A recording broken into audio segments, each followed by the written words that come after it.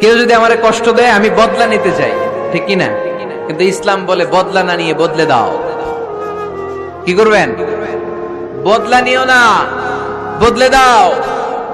আল্লাহর কাছে বল, বন্ধুর কাছে বলার আগে, স্ত্রীর কাছে বলার আগে, ফেসবুকে শেয়ার করার আগে কষ্টের কথা শেয়ার করব কার কাছে? বিশ্বনবী সাল্লাল্লাহু আলাইহি ওয়াসাল্লাম আমাদেরকে এটাই শিখিয়েছেন। এই শিক্ষার মধ্য দিয়ে গোটা বিশ্বকে তিনি চেঞ্জ করে দিয়েছেন। তার নাম মুহাম্মদ সাল্লাল্লাহু আলাইহি ওয়াসাল্লাম। এই সূরা থেকে আমাদের জন্য শিক্ষা হচ্ছে আমরা বিপদে আপদে সব সময় ভরসা রাখবো একজনের উপর, তিনি কে? আর মনে রাখতে হবে the grief isn't permanent, the struggle isn't permanent. এই পৃথিবীর কোন দুঃখ কষ্ট আর সমস্যা এটা পার্মানেন্ট নয়। সমস্যার পরে সমাধান আছে, দুঃখের পরে আনন্দ আছে।